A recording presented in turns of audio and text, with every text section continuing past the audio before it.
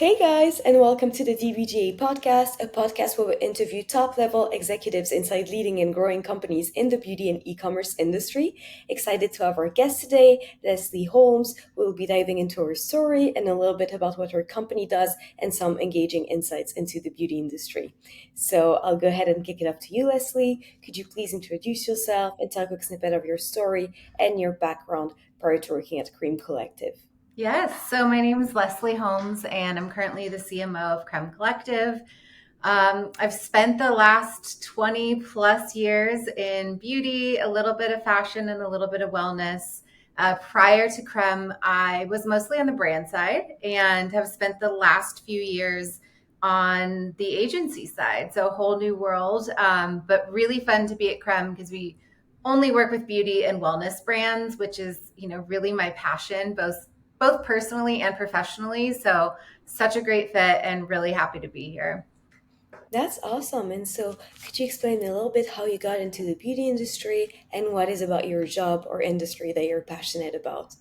Yeah, I think I was probably fated to end up in the beauty industry. It's something I always loved since I was a kid and honestly never thought I would make a job out of it. I kind of didn't think of it as a job, but I grew up with two older sisters that were 10 and 12 and a half years older. So I was always, mesmerized by them doing their makeup and the fashion and all of that. And I also was a competitive dancer. So even at, 5 years old, we were doing makeup backstage. So I remember it being 9 and having girls line up and doing all of their fake eyelashes. And it was always something I loved to do. Makeup and fashion always were like a creative outlet for me and a form of expression and still is. I think like a lot of people in beauty, I went through a really bad period with my skin when I was a teenager, had really bad acne, was on a lot of medicine, Accutane, antibiotics, all of the works. And as a result, started to get really into skincare. And when I get into something, as my friends know, I get really obsessed. So I got really obsessed with skincare and really understanding the ingredients, what it does, what my skin needs. Is it like red and dry and acne and all the things around there. And it was really kind of out of pain. I think that some of this developed this love of skincare. And then with makeup, that further transformed because I kind of wanted to hide my acne. I wanted to not have the embarrassment of going to high school with really bad skin. And not only to cover it up, but even like to distract with really cool eyeliner or eyeshadow or something to take away from what was happening with my skin. And then as that evolved, I was a freelance makeup artist in college. I've done my friends' makeup at a lot of their weddings, but I still never really thought beauty was a career. I think the other thing that was big for me is transformation, which is a really big part of my life, again, both professionally and personally. I loved the ability to transform with, beauty and then just the impact that brands would make. I would flip through magazines back when we had magazines, and I would be struck by the images, and what that special moment that brand would say that would capture me and stop me in my tracks and make me fall in love with their story or make me fall in love with the product and the impact that advertising really could have.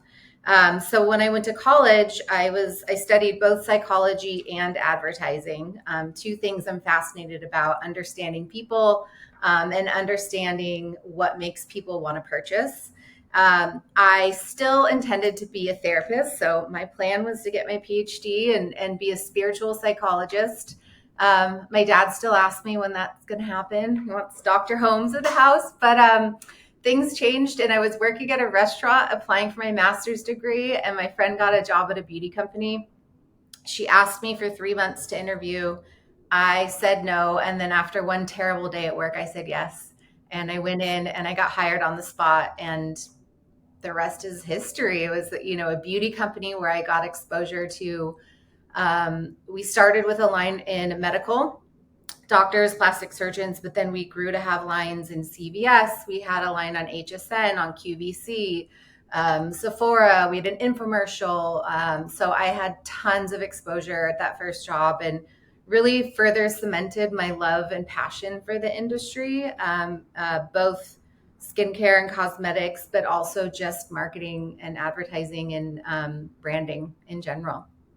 Well, that's very interesting. Thank you so much for sharing. And so, you've been in this industry for a while now. So, based on your experience, what are the current trends in the market that you are aware of? What winds are blowing? What are you noticing? The first one that comes to mind is hair. Hair care is really having a moment, and I think it's really beautiful to see, especially textured hair is finally getting the attention and the products it deserves, and hopefully a lot more to come with some legislation that should be happening as well around educating people to work with textured hair care, which is unbelievable that it's not mandated. But there's so many beautiful brands happening for textured hair, which I love to see. I think, skincare and the 18-step routines had a moment, and then there was beauty with a lot of like the Gen Z bright pops of color, and right now I think everyone's leaning into hair care.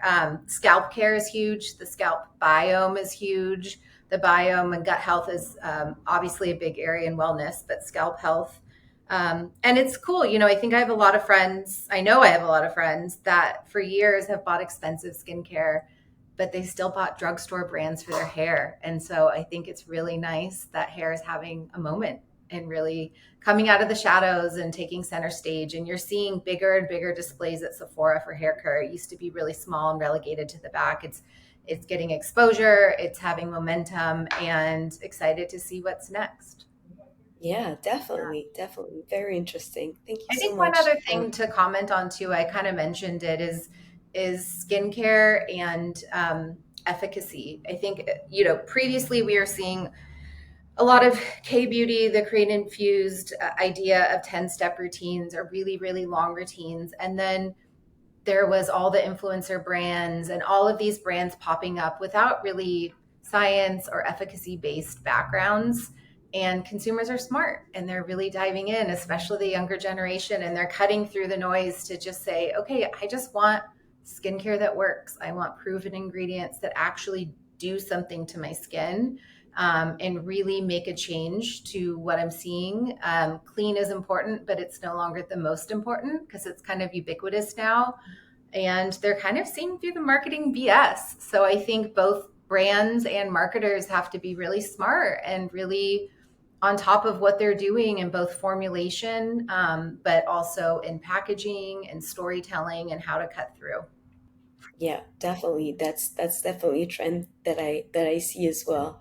Thank you so much for sharing this. And now I would love to learn more about your company. So could you tell me about your company and what services are over at Crème? Yeah, so Crème Collective has been around for about 11 years. Started as the kind of impetus or the rise of clean beauty and founder-led beauty. We were at the advent of that. Our CEO, Layla, saw it coming and was like, I'm going to take a stake here. And now we're still kind of at the forefront of what's next in beauty and what's emerging. But we're a 360 sales, creative marketing, and fulfillment agencies. So a really holistic approach to how we work with brands. Some brands plug into all services, some brands only plug into one. But on the sales side, we help people get into retail. So we become their in-house sales brand. We manage the whole process. We have thousands of relationships in retail, and Crème really started as a sales agency, so it's in our DNA. We also help staff beauty advisors in stores. So one of the ways to be successful in retail is not just to get into the store, but you have to stay in the store. And having beauty advisors and boots on the ground is really key to driving sell-through and longevity in your retail presence. And then on the fulfillment side, we kind of saw a need that there were, we were getting purchase orders made for our sales clients, and then they weren't being fulfilled. So Layla started a fulfillment center really focused on beauty at the beginning, really understanding clean beauty, organic beauty, what temperature, how does it have to be handled? And it's grown from there. And we have brands that work with us for all of their fulfillment, both wholesale, retail, and D2C through Shopify. And then we have some other brands that work with us just for their influencer sends. It's that's hugely important, but that's something that a lot of big 3PLs aren't qualified or capable to do these individual unique pack outs. So we do a lot of that as well. And then finally, the creative and marketing side, which I lead, we do everything from bringing brands to life, ideation, pre-strategy with someone that just has an idea and they don't even know how to talk to formulators about it. And then branding, packaging, logos, all of that. Websites. We have an in-house photo studio that's 3,500 square foot. So we're constantly shooting from big campaign launches to populating websites to launches to just UGC content. We kind of do it all. Social media, email marketing, and a lot of copywriting and brand strategy. We also have worked with a lot of global overseas brands, helping them launch in the US and figuring out what they need to do to be successful there. So a lot of things on the creative side. We don't do any paid performance marketing. So we don't do any media buying, but we partner with a lot of agencies to create compelling ad content. Because we are beauty specialists, our ads usually perform really well in the beauty world. We're able to, do that nimbly because of our photo studio and create a lot of content that way. We don't do paid influencer and we don't do PR. We really try to focus on what our team does best and what we feel is needed. And there are amazing influencer agencies and we're happy to partner with them. And I'm happy to also not run it. Got it. Awesome. So I feel you kind of touched upon my next question already, but I really want to give you the chance to really dive into this topic. So, what unique value do Crème Collective services bring to your customers? Yeah, I mean, we only do beauty. I would say it's 90% beauty and maybe 10 to 15% wellness. But we call ourselves the beauty experts, and that's what we are. I think when you go to other agencies, a few different things can happen. They can be brilliant creatives and they make the most amazing packaging or the most amazing website, but it doesn't convert. It's hard to navigate. It's not using the words that are really important to beauty customers. Or the packaging is stunning, but it doesn't tell a story on the shelf. We are on the front lines with buyers from thousands of retailers. We understand what they're buying 18 months from now. We understand what it takes to drive sell-through on retail shelves. So unfortunately, I see a lot of people that come to us that have gorgeous packaging and they have a gorgeous brand, but we have to tell them they're not ready for retail and help them refresh so that they can stand out. So because we have that, kind of 360-degree view of what's happening, we can make sure that we're creating brands for people that are going to thrive, both online and in store. And honestly, like just yesterday was Sunday. Last week on Friday, we got a delivery from a new client and we were opening the box and everyone rushed the box to look at the products and try them out. And we were still excited, 22 years later, we're still thrilled at the prospect of looking at new brands and new packaging and exploration. And as much as the free product as I get, I'm still an avid consumer. I'm still trying everything out. So when you work with Crème, you're working with people who really are beauty obsessed. We know the industry inside and out. We know what's next. We know how to speak to your customer. And it's a very, very specialized offering that we have to give to clients. That's awesome. Well, thank you so much for sharing this. And because of this specialized and very comprehensive offer, I'm sure that it comes with challenges. So, what are some of the challenges of being the CMO at Crème? What do the day-to-day challenges look like for you? Yeah, so it's been interesting. I've been at Crème for about a year now, and we've undergone a lot of changes. When I started at Crème, they had never done any advertising, no promotion, no outbound lead generation. For 11 years, the successful business has been purely driven by word of mouth. And that is amazing. However, I like to grow things and I don't like to rest on laurels, and neither does Layla, the CEO. And so we have some big goals for this company. So a lot of the last year for me has been about understanding what needs to change, how we set the foundation for the growth that we want to have in the next few years, looking at the organization, what systems and processes need to be adjusted, who needs to be hired, shifts in team. And so it's been a lot of foundational work having to go on while managing client business and the day-to-day operations, and then really seeing into the future of what I want it to be and what it's going to take to get there and what that looks like. And, I have a very clear vision of what 6 months and 1 year and 2 years look like from now, but it's really about competing priorities, right? Like you can't get so caught up in the day-to-day that you can't see the future, and then you can't neglect servicing the client. So it's been about managing all of those and being laser focused on where we want to go and what it's going to take to get there. Yeah, definitely. Well, thank you so much for sharing. And based on that, what type of mindset would you say is needed to be a successful CMO? I think really interested in growth.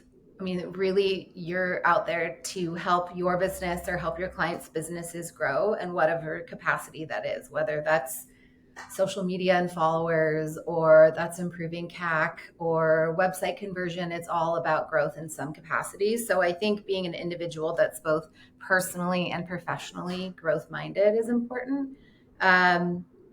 I would say the willingness to take risks. A lot of marketing is experimentation and trial and error, but then being able to pivot quickly and learn and optimize and adjust.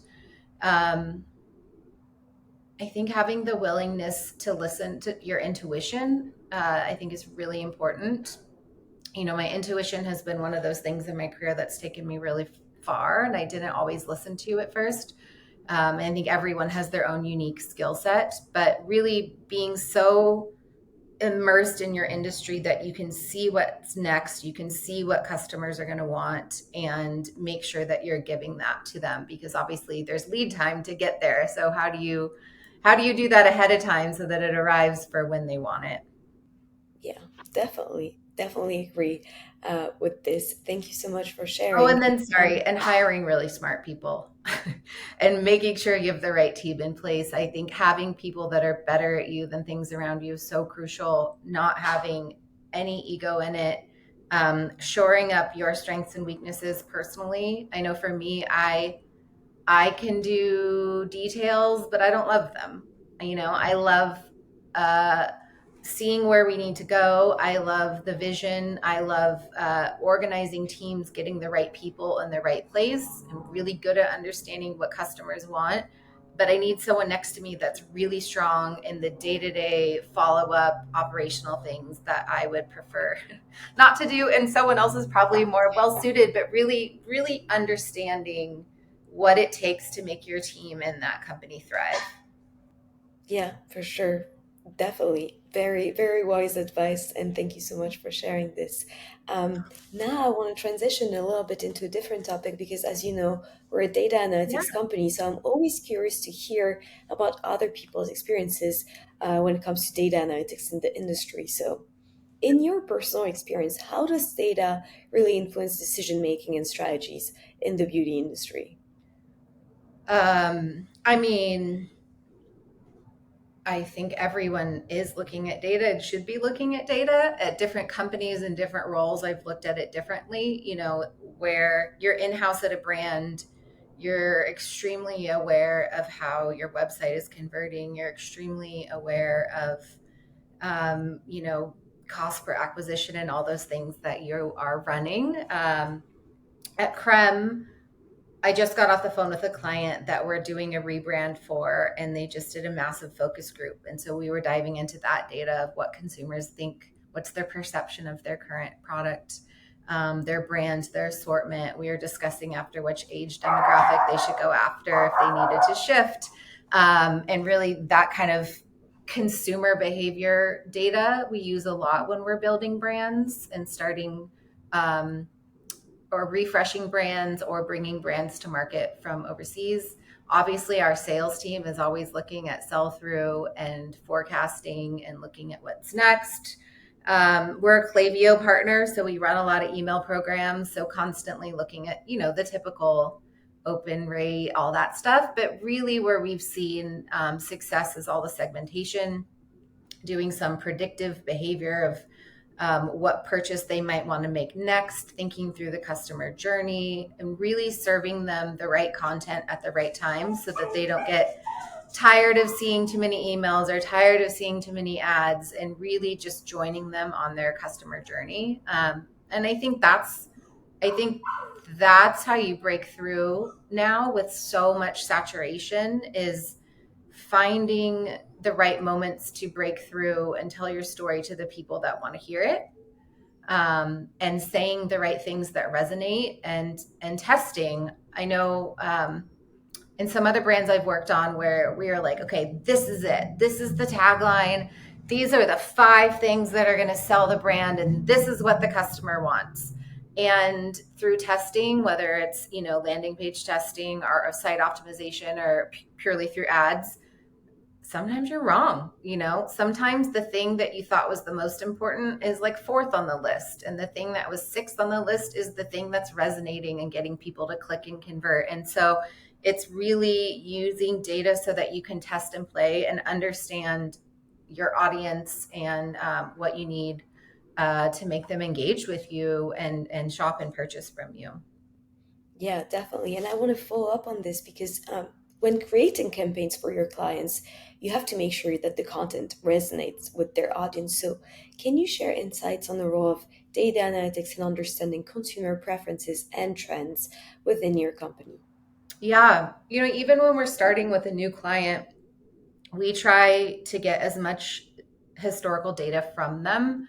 I do have more of a background in some performance marketing. So by nature, I want to see data. I want to see what they've run. I want to see what's worked, what hasn't worked, so I can dive into it. Versus other creative agencies sometimes are like, we're just going to make pretty things. And it's hard for me to operate that way. But yeah, when we start with a new client, we want to see any consumer surveys they've had, really as much of a deep dive as they can give us into who their customer is, their purchase habits, what do they like, what are their top selling products, what's the gateway drug into their brand, and then what's the path they take after that. And then, of course, I would love to see ads that they've run in the past and how they've performed.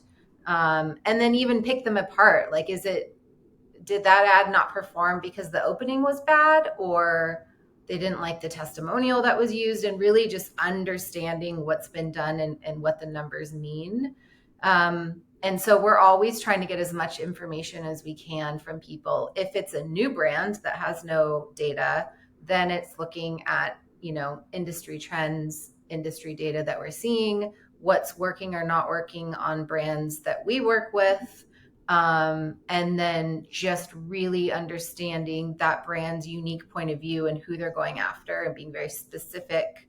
And then testing. Again, it's always kind of comes back to testing. Yeah, definitely. Well, thank you so much for sharing this, and definitely agree with making decisions based on data. I think you cannot really perform in this industry if you don't have a very data-driven vision. Yeah. Now, I'm curious, what are the projects coming for Crème? What is your vision for the next 12 months? Yeah. I expect the next 12 months to be wild. We have some, big strategic hires that we have in place, plans to double revenue, really doing a lot more outbound lead gen, and maybe some traditional ways, but a lot of non-traditional ways, and just kind of getting the word out there. Crème has been around for, as I said, 11 years, and has been the secret hidden gem of many brands. And we've worked with huge brands. And then we've helped build a lot of tiny brands. Like we brought Dibs and Sniff to life, which are really well-known brands that was so fun to be part of. But we've kind of been like everyone's best kept secret in the beauty industry. And we really want to be far more known. But with that being said, we still want to be boutique size. We still want to pick the right clients that we can service and build with. And yeah, I see a lot of opportunity also in our beauty advisors. I think more and more people are realizing how hard it is to survive and thrive in retail. It is not about just getting the door. Retailers now are like, all right, you're here. What are you going to do? they don't do it for you. You have to drive in-store brand awareness. You have to drive the traffic, and you have to drive conversion in store. And so there's a lot of ways to do it, but one of them is having beauty advisors and having people on the ground that are telling the story of your brand, that are interacting with customers, and then reporting back to you on what people are saying. It's invaluable information for brands to get. So that's one area that we see huge opportunity to grow and develop. And I think as a lot of people in the marketing space are talking about, it used to be so much about media buying and the people that were working on Facebook or Google. And so much of that is optimized now. And there's so much clutter, and it's so expensive that creative is key to breaking through. And we're already seeing a huge uptick in that department of people coming to us for truly beauty experts that are going to help their brand shine. So those are two areas I see that will be probably huge growth drivers. Our sales department, our fulfillment department, I also obviously expect to grow. But I think the two areas will be beauty advisors and creative that will probably take off the most in the next year. Yeah, very, very interesting. Thank you so much for sharing this. And now I have a last question. It's a loaded one, but I like to ask it. I think it's a good way to kind of wrap things up. What are some of the most important things you've learned in your career? I have a few. So one I would say is trust your gut or your intuition. Maybe they're different things, probably different things. I think one of my special gifts is seeing into the future. And funny enough, I've had two companies that I worked at dub me the Oracle, and they didn't know that each of them have dubbed me that. But I used to lean away from it. I wouldn't talk about it. I wouldn't express what I was seeing coming, and I felt uncomfortable with it. But now I lean into that. And I think anyone that has those like deep feelings, they need to bring them forward and share them. I would say that work-life balance is a myth. No one has that. And I don't think any extremely successful person in anything that you do, whether you're a marathon runner or you are a CEO or you're a mom, it doesn't work that way. You can't give 30, 30, 30, you know? If you're trying to build something and do something, you have to lean into certain things. And I think it's about, and then you start feeling guilty because you're neglecting things. So what I learned in my career is I get really focused during certain time periods on certain things, and I consciously choose what I'm not going to do. And I'm okay with it because I know for that time period, my focus has to be here. And then at some point, my focus can go back there and something else can happen. But to say that your life is always going to be perfectly balanced, I don't think you can move the needle that way if you're really trying to get ahead. And no one has that balance, right? I think, like I said, I think that the problem comes in when you feel guilty for not doing that, when we should all just admit that's not real, that just isn't truly the way we live. Hire really smart people. I already talked about that, but don't have an ego. Get people in the room that are smarter than you, or look at your team and make sure you're balancing out strengths and weaknesses. Having the talent around you is really important. And relationships. I think when I look back on my career, one of the things that's gotten me really far is the relationships that I've had, and really trying to be a good person and being a person that people want to be around. I think I've touched my resume maybe 3 times in my life. The vast majority of jobs and opportunities or consulting situations have all come from referrals.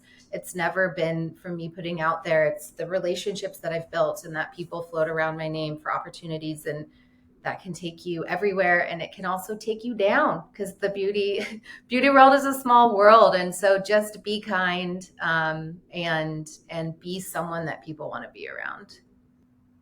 Very true, very true. And I think networking is key. Yeah. Is key. You need people. You need people. You cannot make it on your own.